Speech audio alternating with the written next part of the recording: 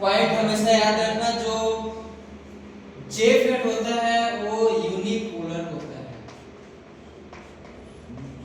Unipolar मतलब या तो इलेक्ट्रॉन के द्वारा करंट होगा या फिर होल से। ठीक है, मैंने बता दिया कि बीजेटी और फेट में क्या डिफरेंस है। इस पे याद रखना है कि ये 2 जंक्शन डिवाइस है।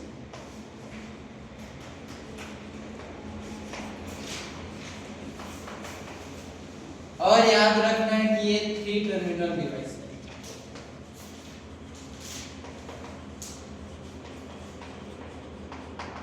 और वो टर्मिनल का नाम है ड्रेन, सोर्स, गेट। और इसमें याद रखना है कि ये यूनी डायरेक्शनल है।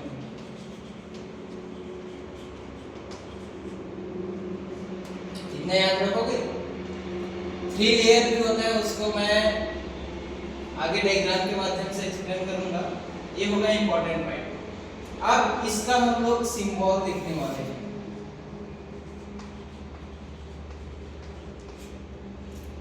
सिंबल और कंस्ट्रक्शन देखेंगे तो सिंबल में याद रखना आपको ट्रांजिस्टर जैसे एक राउंड से बना लेना है, उस पे एक परपेंडिकुलर लाइन ड्रा कर लेना है। उसके बाद याद रखना जैसे कि हम लोग यूजीटी में बनाते थे सेम वैसे। अब यहाँ पर ध्यान देना, एन चैनल में जो डायरेक्शन होगा ना एरो का, वो होगा गेट के माध्यम से होगा। देखना ये मैंने बता दिया।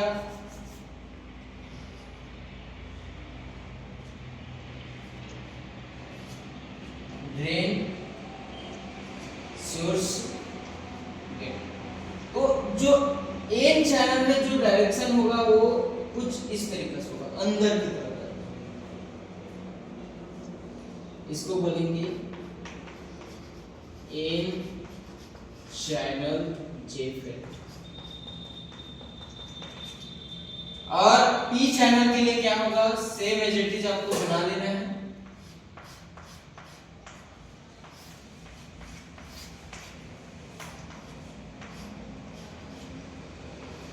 लेकिन इसमें जो करंट होगा वो इस डायरेक्शन की होगा। मैं बताऊंगा आगे पीएन से कि एनपी से कैसा होता है, जो हम कॉमनली डायोड यूज करते हैं वैसे होगा। ठीक है, फॉरवर्ड बायस रिवर्स टाइप से, जैसे ट्रांजिस्टर में एमिटर और उसके लिए करते थे ना, उसी टाइप से करेंगे। तो ये हो गया पी चैनल जे। सिंबल समझ आया। अब हम लोग इसके कंस्ट्रक्शन के बारे में जानेंगे, स्ट्रक्चर के बारे में।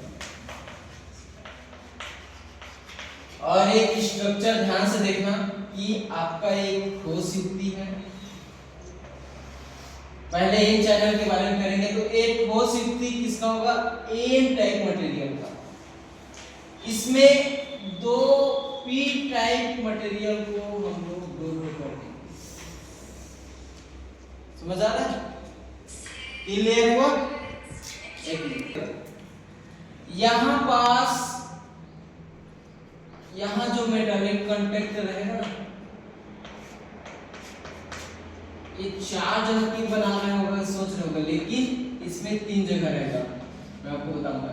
ये होगा ड्रेन, ये होगा सोर्स और ये टर्मिनल होगा गेट। लेकिन ये जो पी और पी जो टाइप मटेरियल रहेंगे वो आपस में कनेक्टेड होगा इंटरनली। ठीक है, ये हो गया एन के लिए, एन चैनल के लिए। क्यों? क्योंकि इसमें जो करंट फ्लो होगा सिर्फ एन टाइप मटेरियल से होगा, ड्रेन से सोर्स से। एन चैनल है, मैंने बताया एन चैनल, तो एन चैनल है, इस पे 2 हम लोग डोप किए पी टाइप मटेरियल को। अब ये चैनल एन है तो इसलिए कहलाएगा एन चैनल जेफेट। यहां पास पी चैनल के लिए हम लोग करेंगे क्या, ये पी चैनल का एक बॉडी ले लेंगे और इस पे 2 एन टाइप मटेरियल को हम लोग डोप्ड कर देंगे। और सेम जो कॉन्टेक्ट बनाए थे वैसी इस पे भी बना देंगे। ये हो गया ड्रेन, ये हो गया सोर्स और ये हो गया गेट, और दोनों एक टाइप मटेरियल रहेंगे, इंटरनली कनेक्टेड। तो इसका स्ट्रक्चर हो जाएगा पी चैनल जे फेड। पी चैनल जे फेड क्यों? क्योंकि इसका चैनल पी के माध्यम से, मतलब होल्स के माध्यम से इसमें करंट फ्लो होगा, इसीलिए मैंने यूनिपोलर दिखाया था स्टार्टिंग में। ये समझ आया यहाँ तक? किसी के डाउट नहीं? अब हम लोग एन चैनल के बारे में पूरा डिटेल से पढ़ेंगे कि आप इसका जो कार्यविधि क्या है, प्रिंसिपल, वर्किंग प्रिंसिपल क्या है, कैसे काम करता है, फिर वी आई कैरेक्टरिस्टिक लेंगे। सबसे पहले इतने तक नोट डाउन कर लो। एन चैनल के बारे में डिस्कस कर रहे हैं तो उसमें दो केस पढ़ने वाले हैं। केस 1 में यदि VG मतलब गेट टर्मिनल का वोल्टेज यदि 0 के बराबर हो तब सिग्नल और करंट कैसे, वोल्टेज और करंट कैसे बिहेव करेगा। और केस 2 पढ़ेंगे यदि VG का मान लेस देन हो 0 से, मतलब माइनस में हो तब यदि हम लोग VG का मान 0 करेंगे तो जाहिर सी बात है ग्राउंड को, जो गेट को हम लोग ग्राउंड से कनेक्ट कर देंगे। समझ आ रहा है? और ये जो सोर्स और गेट आपस में कनेक्टेड रहेंगे और यहां सोर्स से मैं ग्राउंड कर दूंगा, ठीक है। और इस ड्रेन और सोर्स में ड्रेन की ओर पॉजिटिव एक बैटरी लगा दी जाऊंगा, बैटरी सोर्स से कनेक्ट कर दूंगा। याद रखना इन चैनल में जो ड्रेन साइड ना मैं पॉजिटिव रखूंगा और सोर्स साइड नेगेटिव। अब इसमें क्या होता है कि गेट अपने को जाहिर से बात है ग्राउंड से कनेक्ट हो गए तो 0 पोटेंशियल पे आ गया, 0 वोल्ट पे। यहां पास भी 0 वोल्ट आ गया क्योंकि ग्राउंड से कनेक्टेड है। बात क्लियर? अब देखते हैं यहां पास, देखो 0 वोल्ट है। अब यहां पास मैं बैटरी से कुछ सप्लाई दे रहा हूं, मान लीजिए यहां पास इसका मान VD है, ठीक है। अब VD के कारण इस पे जो करंट सप्लाई होगा वो ID होगा, ID होगा। अब जाहिर से बात है यहाँ पास कुछ ना कुछ वोल्टेज सप्लाई होगा, जिस पे करंट सप्लाई होगा तो क्या होगा, पहले से ये जो P टाइप मटेरियल क्या है 0 वोल्टेज पर, और यहाँ पर जब वोल्टेज देंगे तो जाहिर से बात है इस N चैनल के अंदर कुछ ना कुछ वोल्टेज होगा। सपोज करो मैं यहाँ पास 4 वोल्ट सप्लाई दे रहा हूँ VD को, 4 वोल्ट दे रहा हूं तो यहाँ पर 4 वोल्ट आते हैं तो यहाँ पर 4 वोल्ट हो गया, फिर 3 वोल्ट हुआ, फिर 2 वोल्ट हुआ, लास्ट में 0 वोल्ट होगा। समझ आ रहा है? क्योंकि यहाँ पर 0 वोल्ट है, यहाँ पर ग्राउंड है, तो यहाँ पर हो जाएगा 3 वोल्ट है, यहाँ पर हो गया 2 वोल्ट है, यहाँ पर 1 वोल्ट। अब समझना इधर जो N है वो 3 वोल्ट कनेक्टेड है और P है वो 0 वोल्ट कनेक्टेड है। अब P और N के कारण पहले से तो इसमें डिप्लीजन रीजन था, लेकिन अब N और पॉजिटिव, मैंने बताया था डायोड में जब N टर्मिनल पॉजिटिव से कनेक्ट हो गया और P टर्मिनल नेगेटिव तो रिवर्स बायस में हो जाता है, जिसके कारण जो डिप्लीजन रीजन और वाइडर होते जाता है और बड़ा होता जाता है। तो इस बार इस साइड देखो 3 वोल्ट हो गया, 3 वोल्ट हो गया मतलब इसका जो वाइडर है वो बहुत ज्यादा हो गया। अब देखना 2 वोल्ट का मतलब वाइडर कम होगा, क्योंकि समझ आ रहा है यहाँ पर वोल्टेज कम हो गया, इसके अनुसार तो वाइडर कम हो जाएगा। अब 1 वोल्ट है तो वाइडर और बहुत कम हो जाएगा, मतलब यहाँ पास जो ऊपरी हिस्सा होता है जहाँ पास वोल्टेज ज्यादा होता है वहां पास वाइडर बहुत ज्यादा हो जाएगा। उसी प्रकार से इस चैनल में भी होगा, इस दो में भी होगा।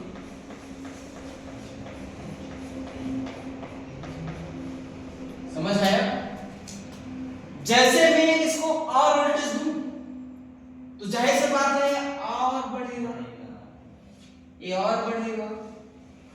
अब जो करंट सप्लाई होगा, हालांकि इलेक्ट्रॉन इधर से इधर ऊपर पास होगा तो करंट ऐसे आएगा ऊपर से नीचे, तो यहां से कहीं ना कहीं इलेक्ट्रॉन यहां से जाएगा, मतलब इसी बीच से होकर जाएगा। जब जाएगा तो अब जितना बड़ा ये वाइडर होगा तो यहां पर देखना इलेक्ट्रॉन जाने की जो सीमा होगी वो कम हो जाएगी। जिसके कारण जो सप्लाई होगा वो सैचुरेटेड होने स्टार्ट हो जाएगा। अब आप लोग सोच रहे होंगे कि ये वाइडर होते होते कभी बंद कर देगा, लेकिन ऐसा नहीं होगा। ठीक है, यहाँ पर चैनल हल्का सा गैप रहेगा, लेकिन गैप रहेगा। क्यों? क्योंकि यहाँ पास पॉजिटिव रहता है, यहाँ पास भी पॉजिटिव रहता है, पता है ना। तो पॉजिटिव होने के कारण दूसरे से प्रतिकर्षण करेगा। अब देखो यहाँ पर एक समय आएगा कि मैक्सिमम डिप्लीजन रीजन प्राप्त हो गया एक वोल्टेज VD, जितना बढ़ाऊंगा तो एक मैक्सिमम होगा, जिसके कारण सैचुरेट हो जाएगा। ठीक है, तो मैक्सिमम पे जो करंट फ्लो होगा उस वोल्टेज को बोलेंगे पिंच ऑफ वोल्टेज। याद रखेंगे क्या? Pinch of voltage.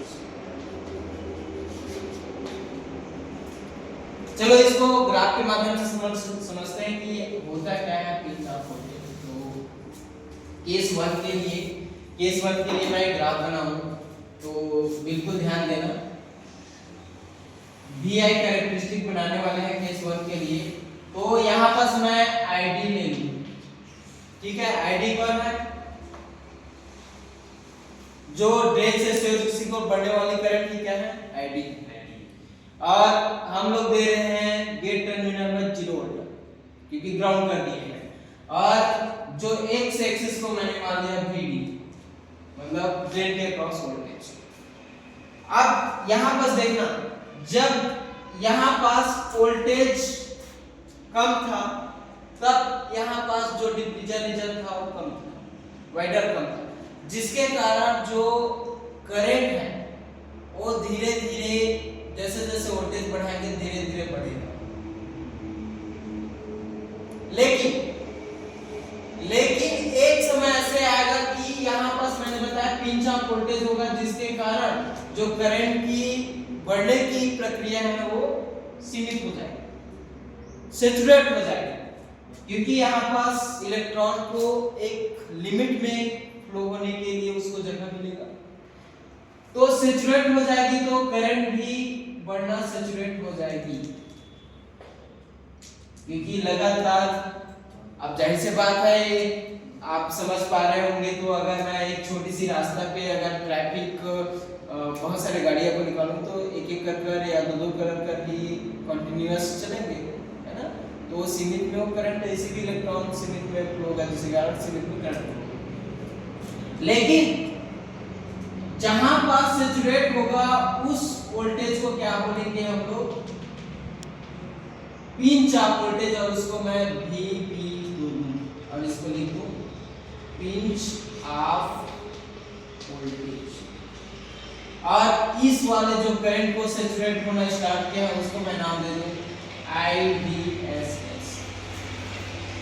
अब देखना, अब जैसे जैसे और वोल्टेज बढ़ाऊंगा तो मैंने बताया कि रिवर्स बायस में जो वैलेंस बॉन्ड होता है वो टूटना स्टार्ट होता है होल और इलेक्ट्रॉन्स में। और जैसे संख्या होल से इलेक्ट्रॉन्स की ज्यादा हो गए तो अचानक से करंट की मात्रा बढ़ जाती है, मैंने बताया था। और इस वाले जब अचानक से करंट फ्लो होती है उस वाले रीजन को बोलेंगे क्या? Break down region. जैसे जनरल डायल में हम लोग पढ़े थे break down voltage, avalanche break down voltage पढ़े थे। उसी प्रकार ये भी अचानक से करंट फ्लो होना स्टार्ट हो जाएगा। यहाँ पास आप देख पा रहे होंगे, तो जैसे जैसे वोल्टेज बढ़ रहा है तो करंट भी फ्लो हो रहा है, मतलब ये क्या ओमिक रीजन है। ओम के लॉ से हम लोग पढ़ चुके हैं कि जितना ज्यादा वोल्टेज सप्लाई करेंगे वो डायरेक्टली प्रोपोर्शनल होता है करंट का, जितना वोल्टेज बढ़ा वो करंट का मान बढ़ेगा। तो ये वाला हिस्सा क्या कहलाएगा? Ohmic region. और ये वाला रीजन जो कहलाता है सैचुरेटेड रीजन, उसको यहाँ पर हम लोग बोल सकते हैं एक्टिव रीजन। और ये वाला जो रीजन है ये होगा break down.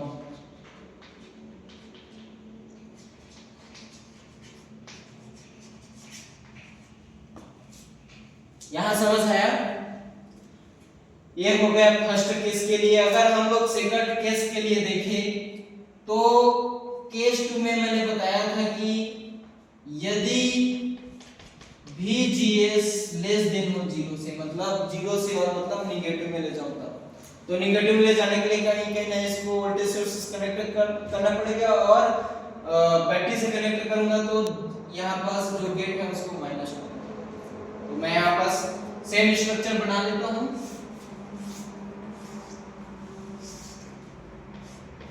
Drain, source, gate internally connect रहेगा B से। अब देखना, इसको मैं माइनस से कनेक्ट कर दूं क्योंकि मेरे को निगेटिव में वोल्टेज चाहिए गेट को देने के लिए, और एक पहले जैसे थे वैसे ही।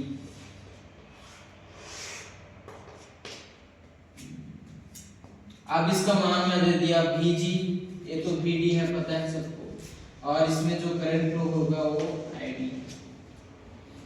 तब क्या होगा देखना, इसके बाद से मैं VI कैरेक्टरिस्टिक ड्रा करूंगा और वो रहेगा ID और VD के बीच में।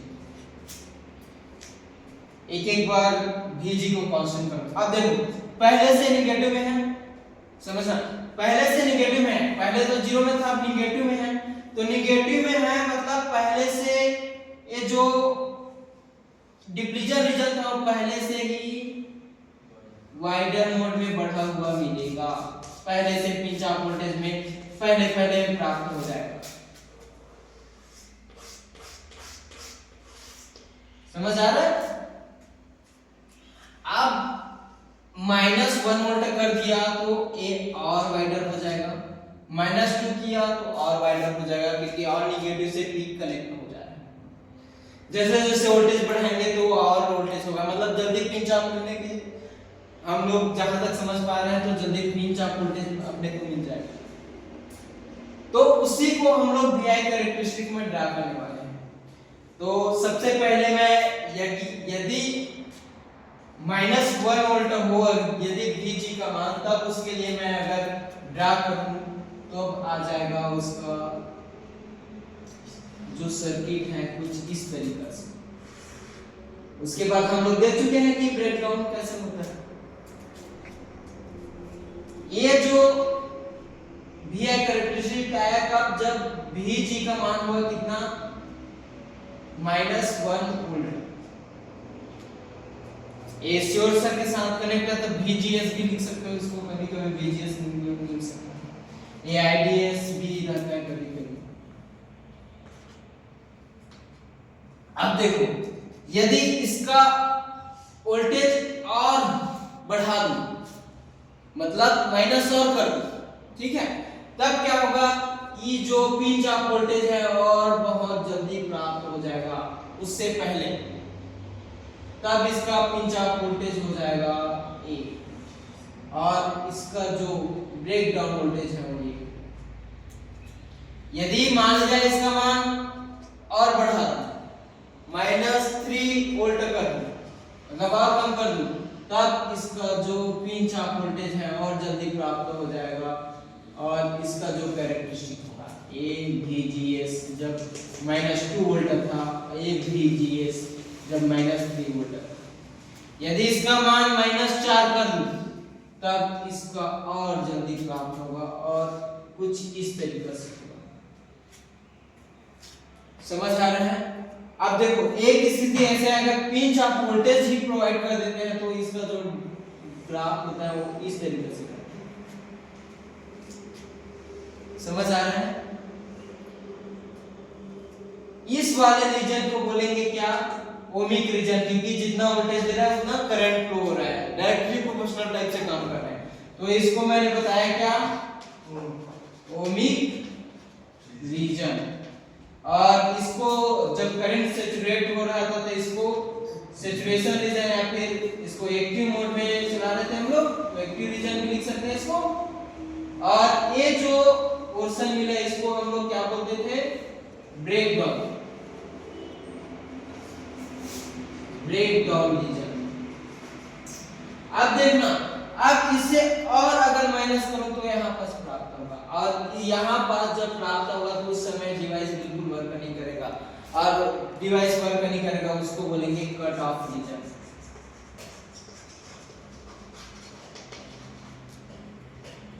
ये है एन चैनल जेड, ठीक है, इसको नोट डाउन करो।